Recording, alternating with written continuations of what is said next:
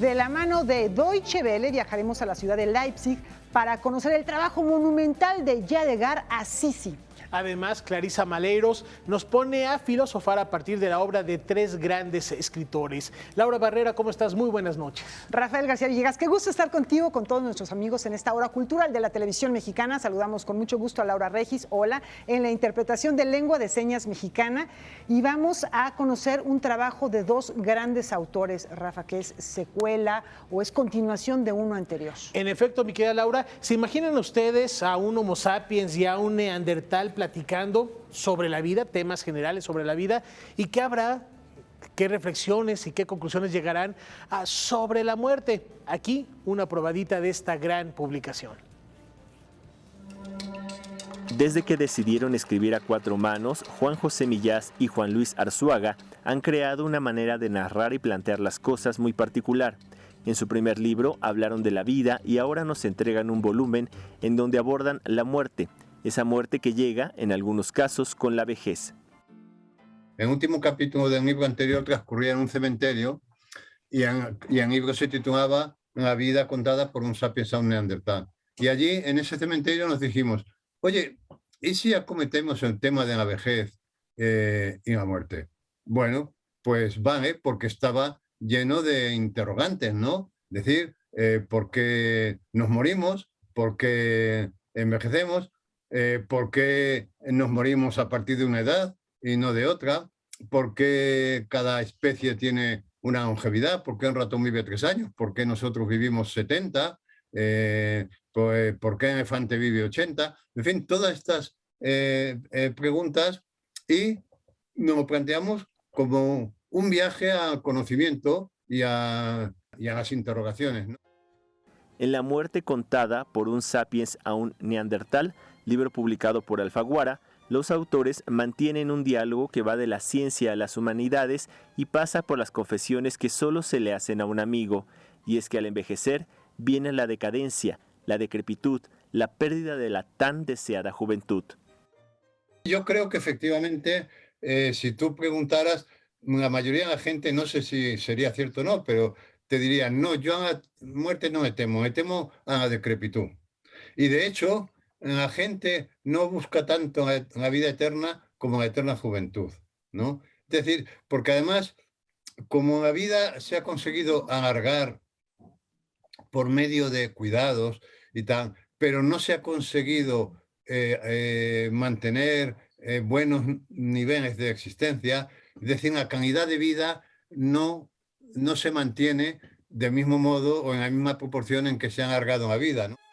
Juan Luis Arzuaga y Juan José Millás ya trabajan en la última entrega de esta serie, la cual será sobre la mente, la autoconciencia, la inteligencia artificial y todo lo que surja del ejercicio filosófico que realizan los autores.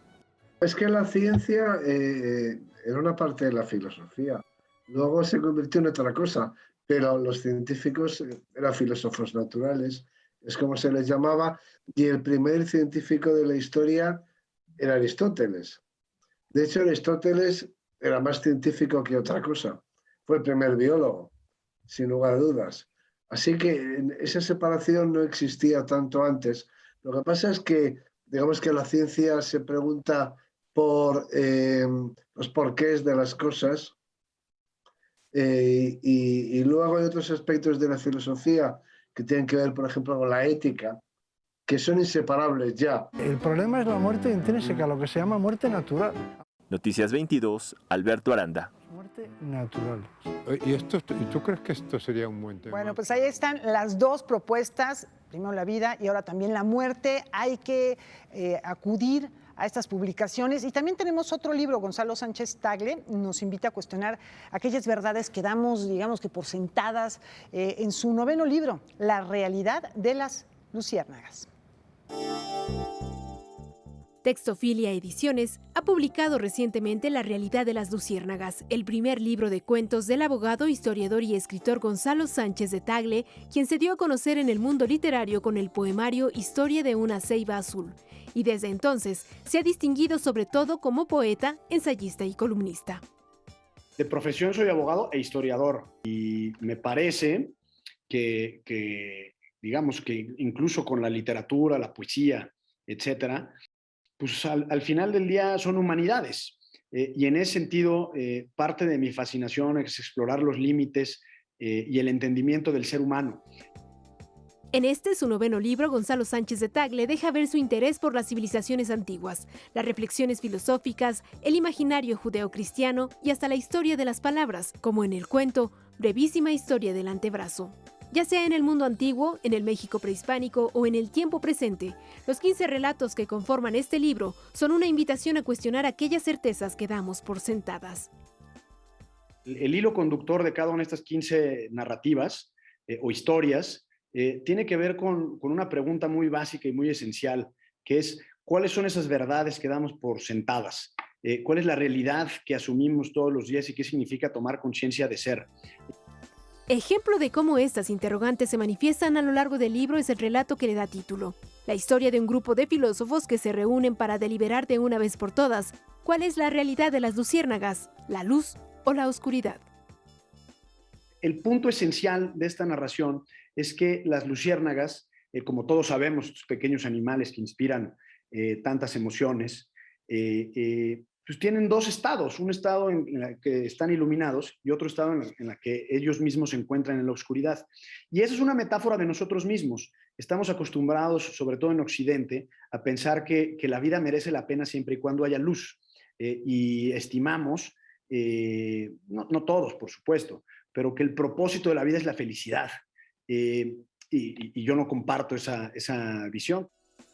La realidad de las luciérnagas ya está disponible en librerías de la zona metropolitana del Valle de México y en plataformas digitales. Con información y texto de César H. Meléndez, Noticias 22. Pues ahí ya tienen dos recomendaciones muy atractivas para sus libreros personales, porque ahora el reto, y siempre lo hemos fomentado en este espacio, es leer más. Y no solo lo fomentamos aquí en Noticias 22, hay espacios que están consagrados precisamente a esto y hay una celebración que está de regreso. Son 10 años de existencia de este reto para acercar al público en general a la literatura, a los autores, a los creadores de diversas latitudes y celebrar ese gusto por leer. Leer no tiene que ser una obligación, tiene que ser un placer, independientemente de cuál sea los géneros literarios que sean de su preferencia. Y por eso la importancia de retos como este, que insisto, lleva 10 años ya fomentando el amor por las letras, fomentando el amor por la literatura, por los libros. Y ahí está la invitación. Vamos a ver de qué va este reto. Con más de 1.300 empresas e instituciones participantes, el Consejo de la Comunicación lanzó su campaña Reto Leer Más para 2022. En este año se celebra la primera década de esta iniciativa, que ya ha alcanzado un total de 130 millones de horas de lectura, con un impacto en 2 millones de lectores. El tipo de objetivos que se están planteando para este año, 2022, están hablando de 20 millones de horas de lectura en todas las empresas participantes, lo cual no deja de ser un número pues muy considerable, ¿no? Que se están ellos mismos poniendo. La labor constante de Reto Leer Más ha alcanzado amplios sectores del ámbito empresarial, a la vez que ha desarrollado sinergias con actores e iniciativas del sector público y privado, como la Estrategia Nacional de Lectura, su participación en la Feria Internacional del Libro de Guadalajara, al igual que de la sociedad civil, y también apoyados en la tecnología. Tenemos algo que se llama el tendero literario. Entonces hacemos infografías, damos recomendaciones del mes, ¿no? Si hay alguna situación especial, por ejemplo, 10 de mayo, ¿no? que se aproxima o que pasó el Día del Niño, pues damos recomendaciones de lectura enfocada a esos temas. Tenemos una plataforma donde hay más de 1,000 títulos que los colaboradores de las empresas que participan puedan acceder, por supuesto de manera gratuita, igual que sus familias. La labor constante de Reto Leer Más ha alcanzado amplios sectores del ámbito empresarial, a la vez que ha desarrollado sinergias con actores e iniciativas del sector público y privado, como la Estrategia Nacional de Lectura, su participación en la Feria Internacional del Libro de Guadalajara, al igual que de la sociedad civil, y también apoyados en la tecnología. Insert. La disponibilidad y proximidad de materiales, sean físicos o digitales, es un factor que Eduardo Villegas Mejías destaca como central en la promoción de la lectura que, por otro lado, inicia con el tiempo que se dedica a esta actividad. Hablar de cantidad de horas, hablar de una cierta necesidad de dedicarle un tiempo, independientemente del contenido, tiene un sentido profundo, que es el desarrollo del hábito. Hablar de lee 20 minutos es porque si uno desarrolla una actividad durante 20 minutos genera un hábito. Noticias 22, Víctor Gaspar. Bueno, sí, para generar el hábito hay que generar el gusto, que sea un placer, no una obligación, y se puede desde muy pequeños hacerlo con nuestros hijos, nuestros sobrinos, nuestros niños que estén cercanos. Fíjense que mañana se cumplen 160 años de la Batalla de Puebla y Canal 22 está listo para conmemorarla. Hombre de origen humilde que forjó su carácter, pero sobre todo su experiencia militar. Canal 22 estrenará la producción audiovisual Los Libres no reconocen rivales a 160 años de la Batalla de Puebla, un trabajo de investigación y análisis que aborda los contextos geopolíticos que desencadenaron en la intervención francesa en México en 1862. Uno de los aportes importantes que da el documental es justamente poder conocer el contexto internacional. Eso es bien importante. El contexto internacional marca de manera muy importante el explicar el por qué Francia se encuentra aquí en México.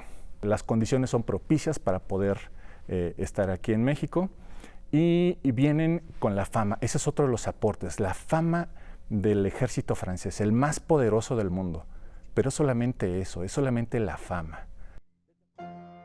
Este programa especial, dirigido por Olín Buendía y con idea original de José Meléndez, también muestra la importancia de la unidad como mexicanos y analiza los perfiles psicológicos, políticos y sociales de personajes protagonistas como el conde de Lorenzés, Ignacio Zaragoza, Napoleón III, Miguel Negrete y Porfirio Díaz, a través de voces de investigadores, académicos e historiadores.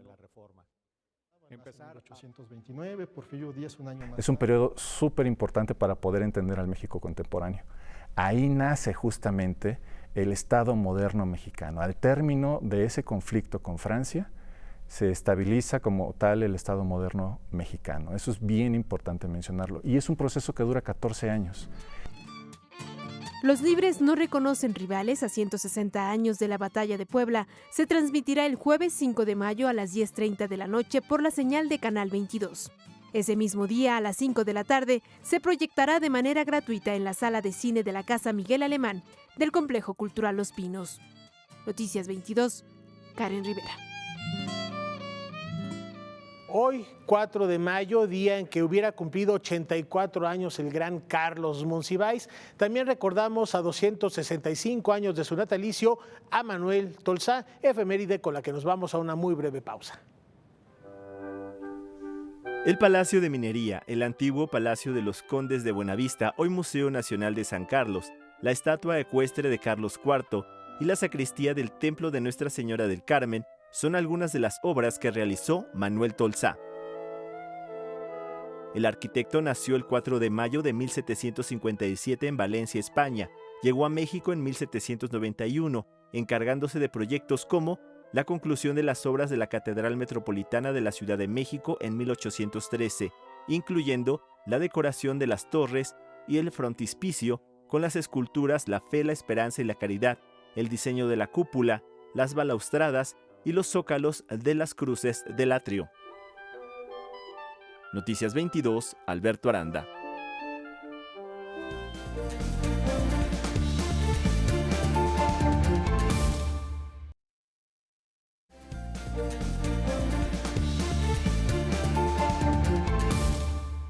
Platíquenme, ¿les parece exótica la cultura coreana? Pues a los coreanos les fascina la nuestra, descubran por qué.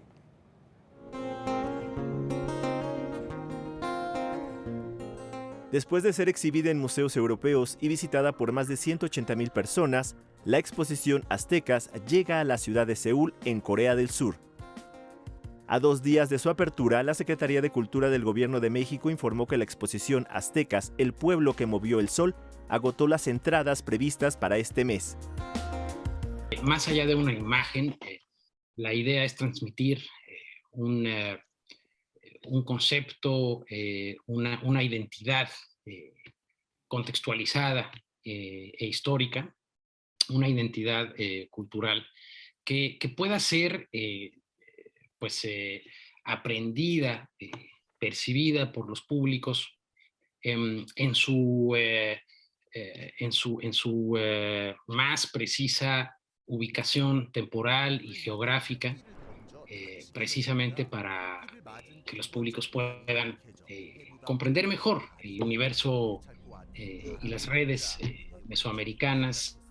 La exposición, curada por Doris Curela, Leonardo López Luján, Raúl Barrera Rodríguez y Eduardo Matos Moctezuma, es organizada por 11 museos, entre ellos el Museo Linder de Stuttgart, Alemania, el Museo Etnográfico de Viena, Austria, y los museos del Templo Mayor y Nacional de Antropología de México. Tenemos, por ejemplo, piezas que hablan de cuentas del tiempo, piezas que nos acercan a la biodiversidad, de lo que entonces fue el lago donde se asentó el Imperio Mexica. De igual manera, piezas como el Mictlantecutli, que nos hablan de la estructura del universo y los niveles cósmicos y simbólicos que formaban parte realmente de lo cotidiano también del Imperio Mexica. A través de 208 piezas, la exhibición ofrece un acercamiento a la historia, la vida cotidiana, la ritualidad, los logros culturales y el legado del pueblo venido de la mítica ciudad de Aztlán. Además, se analizan sus fundamentos económicos, sistemas de guerra, de conquista y de tributo. Destacan piezas relacionadas a las ofrendas, el sacrificio y la vida y la muerte.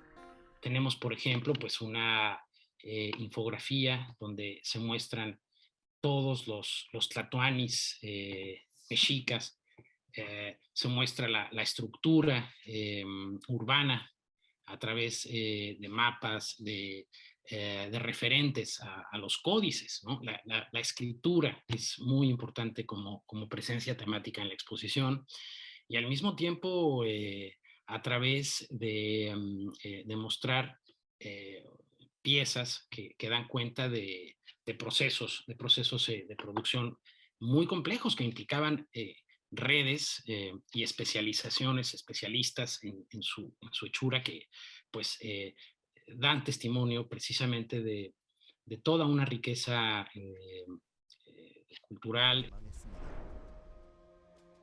Noticias 22, Alberto Aranda. Bueno, lo que viene a continuación les va a llamar la atención porque en la ciudad alemana de Leipzig, el artista Yadigar Assisi, famoso por sus proyectos panorámicos de 360 grados, inauguró una nueva obra monumental en un antiguo gasómetro que recuerda el trágico suceso de los atentados del 11 de septiembre en Nueva York. Para conocer más al respecto, nos conectamos con Valentina Torrado de nuestra televisora aliada Deutsche Welle. Valentina, adelante. Los saludo desde Berlín y es un gusto volver a estar con ustedes una vez más, hoy con motivo del nuevo trabajo del artista alemán de origen persa Yadigar Assisi en la ciudad alemana de Leipzig. Se trata de un interesante proyecto de instalación panorámica de 360 grados titulado New York 9/11, Guerra en tiempos de paz, que recuerda a los atentados del 11 de septiembre y su impacto global en un antiguo gasómetro que sirve hoy como espacio artístico. El panómetro de Leipzig, una unión de panorama y gasómetro, se ha convertido desde 2003 en espacio para las obras panorámicas del artista. Bueno, y hoy en día esta obra tiene una gran actualidad. ¿Nos puedes platicar al respecto, Valentina, por qué? ¿A qué se debe? Este es el cuarto proyecto antibélico de Yadegar Assisi y según él, sus obras son como coreografías de la normalidad y en este caso, la ciudad de Nueva York es un ejemplo de cómo el mundo puede cambiar en cualquier instante. Esa noción fatalista es válida en cualquier lugar y en cualquier momento. Por eso, si bien este trabajo en especial se centra en los acontecimientos del 11 de septiembre y sus efectos a corto y largo plazo, pretende servir como espejo de la actualidad y solidificarse como un tema universal. En la panorámica se observa el paisaje alrededor del World Trade Center en la mañana del 11 de septiembre de 2001, 5 minutos antes de los atentados. La ciudad multicultural de Manhattan se convierte así en una instantánea antes del desastre. Bueno, pues ya vimos algunas imágenes. ¿Qué otros detalles nos puedes dar sobre esta gran instalación panorámica? El gran trabajo de producción y realización del proyecto ha durado 4 años y en él ha trabajado un gran equipo de técnicos, artistas, diseñadores, como también actores que han sido fotografiados en estudio en diferentes situaciones para luego armar una gran composición de imágenes en un minucioso trabajo de postproducción. En el interior del edificio industrial con estructura circular y de 32 metros de altura, la gran instalación ocupa una superficie de 3.500 metros cuadrados, en donde los visitantes pueden disfrutar de una vista panorámica y de un efecto envolvente de la ciudad con paisajes variados y diferentes situaciones cotidianas. Las monumentales superficies fotográficas cobran vida gracias a un impresionante despliegue de luces que simulan un ritmo diurno y nocturno de 15 minutos. La obra comprende, además de los elementos visuales y lumínicos, un gran trabajo de diseño de sonido.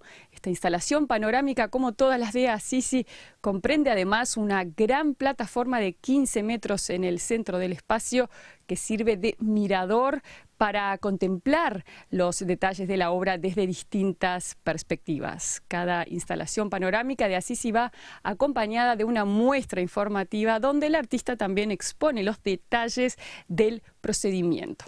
Fue un gusto haber compartido con ustedes estos minutos y me despido hasta pronto con un saludo desde Berlín. Valentina Torrado, de DW. Valentina, muchísimas gracias por traernos esta información, estas imágenes que se presentan, Rafa, amigos, en Sajonia. Yadegar Assisi ha sido descrito como un arquitecto ilusorio o arquitecto de las ilusiones porque construye espacios, como ya veíamos, completamente envolventes, inmersivos, que nos transportan a situaciones y a lugares como en el caso de los atentados. Otra vez recrear esta situación y bueno, pues ahí está, Rafa. La memoria también es una de las funciones de la creación artística. ¿Cómo ves? Indiscutiblemente, Laura, más allá de lo impactante y espectacular que pueda ser esta instalación, que lo es y largo tiempo, esta cuestión que recalcas de tener presente, de tener viva esa memoria, esa historia, para evitar, insistimos siempre, conocer historia es para evitar que se repitan los errores del pasado y mantener esa memoria viva, como también lo mantiene nuestra siguiente propuesta, Laura. Vamos a viajar ahora a los años 50, todavía más allá en el pasado de los atentados de las Torres Gemelas, pero para conocer las distintas caras de Tijuana. Veamos por qué. Como preámbulo a la conmemoración de los 200 años de relación bilateral entre México y Estados Unidos, el próximo 12 de diciembre, el Centro Cultural Tijuana inauguró la exposición Fotografías de Tijuana, la diplomacia cultural transfronteriza de Harry Crosby. Harry Crosby es un historiador, pero también un fotógrafo norteamericano. Él residió muchísimos años en La Joya. Y bueno, en los años 50 él recibe una invitación a hacer un documento visual de la frontera. Estamos hablando de una Tijuana todavía en ciernes, con un trazo urbano pues muy asimétrico, muy austero todavía. La muestra es impulsada por el Consulado Norteamericano en Tijuana, el Consulado Mexicano en San Diego y la Secretaría de Cultura Federal. Las imágenes son resultado de un ensayo fotográfico que la revista California Review encargó a Crosby y que capturan escenas de la vida de la época en la metrópoli fronteriza, más allá de la línea divisoria. Es una exposición de pequeño formato, por así decir, pero solamente son 26 imágenes. De hecho, queremos ver la posibilidad de hacer un repositorio digital al que la gente pueda acceder de manera virtual y a la distancia, porque la verdad es increíble cómo documenta. Pero además hay una narrativa interesante. Él se centra en los detalles de la vida, digamos, íntima de la ciudad, los pequeños momentos, las aulas de las escuelas, las tiendas, las cristalerías, pero también los personajes. Las 26 imágenes son parte de un acervo de 700 fotografías en resguardo de la Sociedad de Historia de California. Es el motivo para poder dialogar de cómo la diplomacia cultural en este tiempo no solamente está anclada al trabajo consular y al trabajo de las embajadas, sino también ahora se está viendo que los agentes de la diplomacia cultural también son los artistas, las academias, las universidades y los propios ciudadanos a través de los organismos civiles. La exposición Fotografías de Tijuana, la diplomacia cultural transfronteriza de Harry Crosby, permanecerá abierta en el Centro Cultural Tijuana hasta el 22 de mayo. Noticias 22, Víctor Gaspar. Esta noche en la mesa de Debate 22, el mexicano Jorge Uriel Cepeda va a compartir su testimonio de cómo se vive la invasión rusa en Ucrania. No se lo pierdan, una gran entrevista con nuestra compañera Kimberly Armengol. 9 de la noche, terminando este espacio informativo, tenemos una pausa.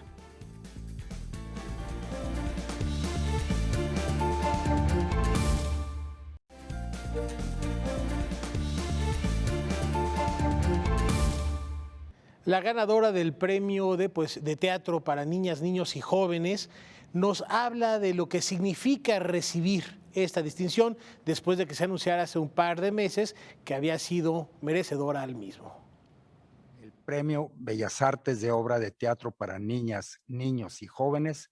Mediante una ceremonia virtual, autoridades del INVAL, del Gobierno de Coahuila y del Patronato del Teatro Isauro Martínez entregaron el Premio Bellas Artes de Obra de Teatro para Niñas, Niños y Jóvenes Perla Schumacher 2021 a la joven dramaturga y directora escénica Patricia Martínez Pedreguera, quien ha trabajado con adolescentes desde hace algunos años, interesada en crear un teatro que les conmueva, les interpele y los cuestione. Me gusta trabajar con jóvenes de esas edades porque me identifico, ¿no? Y recuerdo cuando yo estaba ahí, ¿no? Y esas dudas y esas inquietudes y esa locura, ¿no? Y esa vertiginosidad y ese caos, ¿no? Que caracteriza a los adolescentes. Creo que el público joven es capaz de manejar situaciones y capaz de hablar y de reflexionar situaciones bastante más complejas de lo que creemos. La creadora escénica recibió el galardón que lleva el nombre de quien fuera pilar del teatro para niños y jóvenes por su obra Opa, la historia de un par de amigos que atraviesan juntos una etapa crucial de sus vidas, la adolescencia. Yo pensaba cómo es crecer en esta edad tan importante, que para mí la adolescencia fue muy importante, cómo es ser adolescente en este momento. En un momento, porque aparte la adolescencia es una etapa revolucionaria en la que quieres cambiar al mundo y quieres hacer un montón de cosas y de repente sentir que no hay para dónde caminar y esta sensación de que no hay un futuro hacia el cual avanzar. Yo pensaba cómo construyes la esperanza o cómo te convences de que vale la pena apostarle a seguir en este mundo, ¿no? A partir de junio, el público de la capital podrá disfrutar del montaje de esta obra a cargo del grupo de teatro La Voz de las Cosas, fundado por Patricia Martínez Pedreguera. Vamos a tener una temporada con la compañía de teatro La Voz de las Cosas, que así nos pueden seguir en redes, y La Voz de las Cosas va a presentar OPA en junio y julio de este año, del 17 de junio al 21 de julio, en la Sala Novo en el Teatro La Capilla. Entonces, síganos en redes para estar al pendiente de esta información. Con información y texto de César H. Meléndez, Noticias 22. Este 2022, el Teatro Julio Castillo y el Centro Cultural del Bosque celebran un aniversario más con diversas actividades. Los festejos no van a terminar ahí, porque la Compañía Nacional de Teatro ya prepara la conmemoración por su medio siglo de existencia. Vamos a ver más. Diseñado por Pedro Ramírez Vázquez y Ramiro González del Sordo en 1954, como parte integrante de la Unidad Artística y Cultural del Bosque, el Teatro del Bosque Julio Castillo se inauguró en 1957 con la puesta en escena Bodas de Sangre, de Federico García Lorca, bajo la dirección de Margarita Xirgu y la escenografía de Antonio López Mancera. A lo largo de estos 65 años, este recinto ha recibido a cientos de compañías y propuestas escénicas. Es un espacio emblemático del teatro en nuestro país. Fue la primera sede de la Compañía Nacional de Teatro, que fue creada por allá en la década de los 70s. Y representa también esta posibilidad de los primeros pasos hacia un centro cultural de la naturaleza del Centro Cultural del Bosque, con una definición, una orientación específica hacia las artes escénicas. Debo decir que recientemente fue remodelado no solamente este teatro, sino todos los del Centro Cultural del Bosque. Esto lo hicimos en el marco del proyecto Chapultepec Naturaleza y Cultura. Y bueno, pues tuvieron todos los teatros una mano importante, una intervención importante. Y bueno, pues el Teatro Julio Castillo no se quedó atrás. Además de los 65 años del Teatro del Bosque Julio Castillo, este año se celebran los 60 años del Centro Cultural del Bosque y 50 de la Compañía Nacional de Teatro, por lo que se prepara una gran celebración. Justamente el teatro cumple 65 años, pero como te decía, el Centro Cultural del Bosque como conjunto cumple 60 y ahí estaremos haciendo una serie de actividades también a mediados del año, de reflexión principalmente.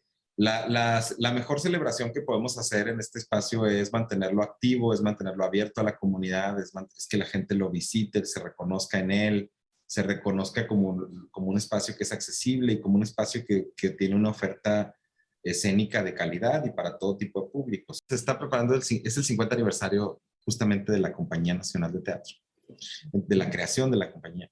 Entonces tenemos un programa muy interesante para el final del año con el repertorio de la Compañía Nacional de Teatro por acá en el Teatro Julio Castillo. Noticias 22, Alberto Aranda. Y por su parte, el Centro Cultural El Hormiguero celebra su permanencia como un espacio consagrado al arte y lo hace con una reinauguración simbólica. Vamos a ver de qué manera. En el número 1539 de la avenida Gabriel Mancera se encuentra el Centro Cultural El Hormiguero, un espacio que desde sus inicios en 2018 ha servido como un punto donde confluyen la reflexión, el pensamiento y el trabajo de artistas en solitario o de compañías independientes. El Hormiguero tuvo que modificar el formato de su programación durante la emergencia sanitaria para seguir impulsando la labor de la comunidad de creadores. Su fundador y director Marco Pacheco asegura que la pandemia pudo sobrellevarse gracias al apoyo mismo de la comunidad. La comunidad es lo más importante. El trabajo en equipo es lo que te sostiene. Uno en solitario, nosotros en solitario no lo hubiéramos logrado. Si no hubiera sido por todas las personas que trabajan aquí, por toda la comunidad vecinal, artística que nos ha apoyado durante este tiempo, no lo hubiéramos logrado. El próximo viernes 6 de mayo, El Hormiguero tendrá una reinauguración simbólica para celebrar el reencuentro físico y su permanencia como recinto cultural. Representa la reafirmación del por qué hacemos lo que hacemos. La pandemia fueron años bien complicados, donde vimos que muchísimos espacios y otros comercios cerraron, y nosotros afortunadamente no cerramos. Nos costó muchísimo trabajo, muchísimo esfuerzo, muchísimas horas, muchísima dedicación, muchísimo sacrificio, pero lo logramos.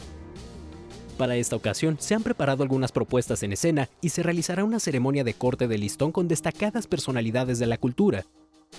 Tenemos muchos espectáculos. Vamos a tener a María Michel Mía, un show de cabaret, y también tendremos 4 padrinos de lujo que estarán cortando este listón, a los cuales nosotros les tenemos muchísimo cariño.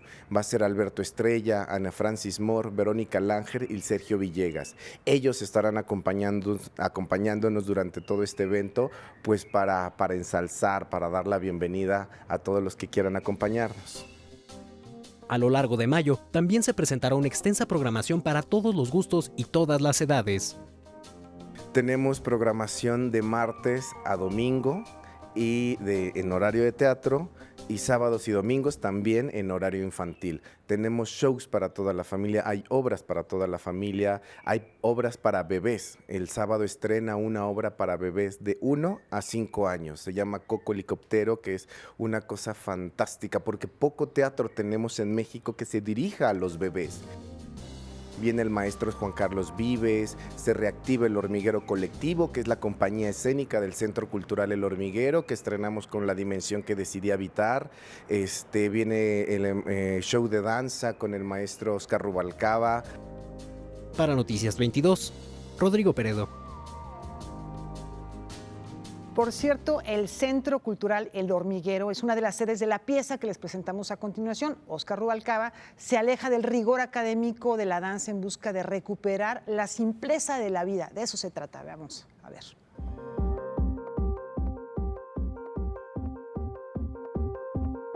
La muerte de su madre en diciembre de 2021, cumplir 60 años en abril de 2022 y el anterior confinamiento sanitario que le llevó a reflexionar sobre el cuerpo y su vida son los 3 pilares que llevan a Oscar Rubalcaba a crear la coreografía Prototype, que tiene por tema la recuperación de la pureza y simpleza de la vida y consecuentemente de la creación dancística.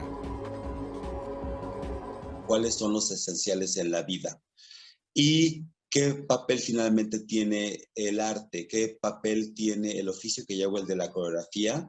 ¿Y qué papel tiene la danza, el arte, la danza y el arte del cuerpo en la sociedad en que vivimos? Ese es un punto. La pregunta fue, ¿realmente todo esto es necesario para la puesta en escena? Entonces, a nivel de movimiento, no puedo negar que sí me entró un sentido de cuestionamiento sobre todo. Prototype cambió la manera de crear coreografías para Oscar Rubalcaba, quien ante lo impredecible de la vida se aleja del rigor académico y formal. Siempre yo, de alguna manera, sí seguí como un camino en ese sentido muy académico o formal, pues, para la estructura de mis obras. Pero aquí de repente dije, bueno, ¿y si procedo con un poco más de libertad y tomo un proceso más libre, como de libre asociación? Entonces, vamos a ponerlo, vamos a ver qué pasa. Nos dimos libertad de asociar, de buscar desde otro lado. 4 solos, un dueto y un trío conforman el montaje Prototype. Yo mucho todo esto, es que sabíamos que buscábamos prototipos. ¿Qué era un prototipo? Era como un nuevo modelo que amparara lo que viene después. Y entonces partimos también de un punto muy lindo, que es el signo maya de cada uno de los bailarines. Entonces, como son especies de metáforas, de poemitas, estos signos, que alguien se llame tierra roja, galáctica o espejo resonante, espejo blanco resonante, a mí me pareció maravilloso. Prototype se estrenará en El Hormiguero el 7, 8, 14 y 15 de mayo y en un teatro el 10, 12, 17 y 19 de junio, los viernes a las 8, sábados a las 7 y domingos a las 6. Noticias 22, Víctor Gaspar. Y seguimos con artes escénicas, ya lo anticipábamos. Clarisa Malheiros se ha propuesto desentrañar la obra de 3 escritores fundamentales, pero desde una perspectiva filosófica. Descubramos cuáles y con esto nos vamos a la pausa. Hacer del teatro un lugar de reflexión es la meta de Clarisa Malheiros, actriz y directora que ha presentado más de 45 montajes con diversas agrupaciones en países como Brasil e Inglaterra. Ahora con la compañía La Máquina de Teatro presenta la serie Encarnaciones Filosóficas. Justo con la pandemia nos sentimos que nuestras vidas han cambiado, ¿no? Nuestra manera de estar en el mundo, y queríamos reflexionar un poco sobre la vida como tal. Aquí la serie de Encarnaciones busca regresar la filosofía no como un acto de esfuerzo intelectual, pero sí como una actividad que hacemos todos los días. La influencia de Artaud en la creación escénica y el interés que él mismo tuvo por la cultura mexicana fue el elemento que detonó la iniciativa de Clarissa Malheiros por llevar el espíritu del escritor francés a la escena. Aparte de esto, poeta, dibujante, un hombre que ha hecho bastante cine, entonces harto reflexiona sobre nuestra relación con el cuerpo y con el espíritu, con la cultura y dónde estamos parados hoy por hoy en el mundo. La serie de encarnaciones filosóficas continúa con Kafka, donde estás, están todos los mundos. Un recorrido con objetos, sombras y filosofía que nos sumerge en la sensibilidad moral del escritor checo para comprender el entorno que nos rodea. Casi todos hemos leído tal vez algo de Kafka, por lo menos Metamorfosis de Gregorio Samsa, que se despierta una mañana convertido en una cucaracha. Entonces ahí hacemos una reflexión de nuestra relación con los animales en este momento. Y para eso escogí los cuentos y las fábulas de Franz Kafka acerca de los animales, que son Informe para una academia, Investigaciones de un perro, evidentemente Metamorfosis y otras cosas más. Este entrecruzar de pensamientos también se complementa con la obra de Fernando Pessoa. Clarissa Malheiros decanta la filosofía del poeta portugués en La propia encarnación del diablo para reflexionar sobre temas como la creación, la eternidad y el universo.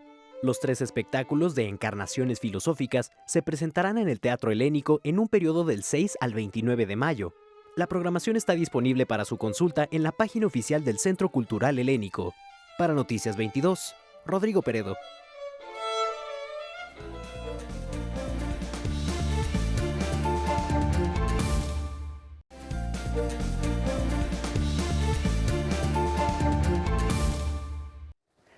Imágenes y sonidos nos confrontan con nuestro propio reflejo. Visitemos la caja de los espejos. Del mar, los clavados y el agua, como varios sabrán, me agitan los recuerdos. Una serie de historias, imágenes fotográficas y diversas melodías integran la propuesta escénica La caja de los espejos, retratos hechos canción, del músico Todd Closer. Se trata de una presentación interdisciplinaria que se inspira en el proyecto fotográfico del artista Jesús Cornejo. Entre varias cosas, lo que me atrae al trabajo de Jesús y específicamente las fotos de este proyecto, o que terminaron siendo parte de este proyecto, hay como una intimidad en cada foto y cada historia, ¿no? Que realmente estamos conociendo algo íntimo del sujeto, ¿no? O la escena. Funciona de alguna manera como si el espectador entrara a una caja en donde cada uno de los retratos, cada una de las historias, cada una de las personas que el espectador va a conocer a través de su imagen, de la música, de alguna manera te va a reflejar quién tú eres en realidad, porque son historias muy cotidianas. El espectáculo se compone de 12 fotografías a partir de las cuales se narran relatos relacionados con el amor, los sueños, el miedo a la muerte y la añoranza, y se componen canciones que invitan a recorrer Latinoamérica.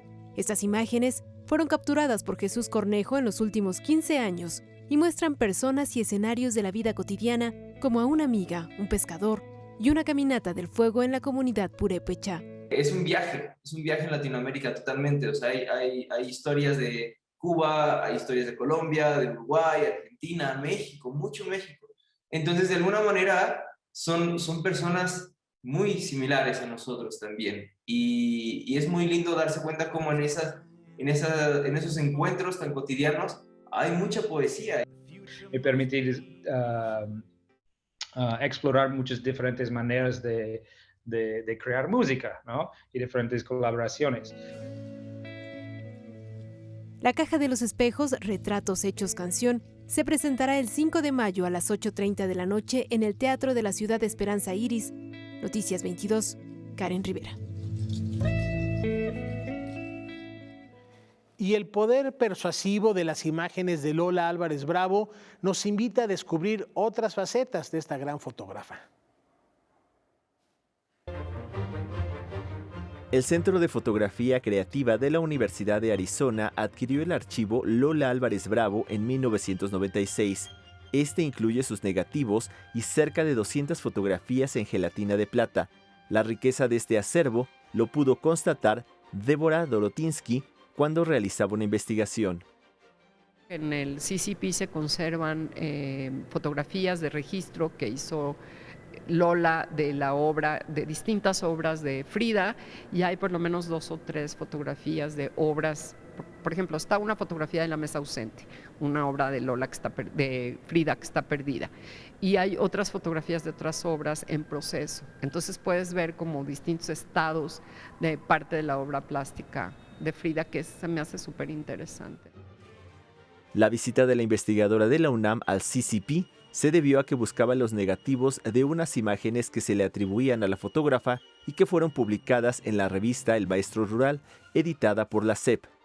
El estudio comparativo dio frutos y el resultado es la muestra La otra Lola, documentación, persuasión y experimentación fotográfica 1930-1955. Lola tenía una mirada muy educada. Por un lado, me refiero a educada en el sentido de haber visto mucha plástica, de estar muy empapada del trabajo de los pintores en pintura caballete y murales, y también de haber visto mucha fotografía en revistas y de haber visto mucho cine. La muestra, la cual incluye los fotomontajes, retratos, el registro sobre los logros industriales del país y trabajos personales, incluye además acervos de Fundación Cultural Televisa y de Arturo Saucedo. Por ejemplo, tienes el trabajo que hizo para Ávila Camacho en las memorias de su sexenio, tienes el trabajo que hizo para el arquitecto Carlos Lazo cuando fue director, cuando fue secretario de Comunicaciones y Obras Públicas. Y así vas encontrando otras comisiones que tuvo, la cercanía que tuvo con el grupo de exiliados españoles, tanto arquitectos como publicistas, como productores, el apoyo que hizo al trabajo de otras mujeres artistas, como el caso de María Izquierdo, como el caso de la propia Frida Kahlo, que fueron bastante cercanas y cuyo trabajo le intrigaba mucho. Noticias 22, Alberto Aranda.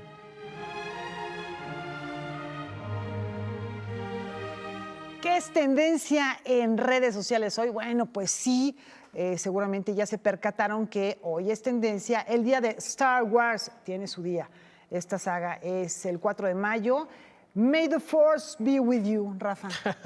Y esto nos lleva a hacer un viaje en el tiempo, en la memorabilia, para celebrar esta saga surgida del imaginario de George Lucas, por allá de los años 70, que curiosamente empezó con las películas que no apostaban mucho por ellas, que tienen mucha influencia del cine de Akira Kurosawa, del cine de samuráis en general, y que se vuelven todo un fenómeno. Empezaron en la número 4, 5, 6, y después hicieron las precuelas y después las secuelas. De hecho, la obra está por estrenarse en unos días, no soy fanático, está por estrenarse en unos días, otra de las precuelas, una serie dedicada a Obi-Wan Kenobi, por donde ya se ve que también ahí aparece algún cameo Darth Vader, este personaje tan emblemático y tan representativo de toda esta saga, que va siguiendo la vida de Anakin Skywalker y el crecimiento y el desarrollo de este niño y el lado oscuro de la fuerza y el lado brillante de la fuerza. Efectivamente, bueno, pues es una representación del bien y el mal, de la historia de la humanidad. Tiene también rasgos que pueden ser calificados de religiosos. Está la sabiduría, por ejemplo, representada por la Orden Jedi. Ahí está Yoda, que pues es un sabio que comete errores, que va renovándose, que va transformándose, que va corrigiendo estos errores a lo largo de las sagas. Y bueno, pues está el bien, está el mal, está la cosmogonía que podemos llamar de la humanidad, ¿no? Y se vuelve como cultura popular, sí, una cosmogonía aparte. Hay quienes son religiosos de Star Wars. Prácticamente, sí, es una religión. Sí. Es una religión. Y es inagotable. Está el Mandaloriano, Grogu y todo esto. En fin, uno de los artífices para que también esta saga tuviera tanto éxito es John Williams, que es el creador de la mayor parte de las bandas sonoras de esta película. Vamos a despedirnos con música de Star Wars. Muchas gracias. Disfrútenlo, buenas noches. May the Force be with you. Sonó más.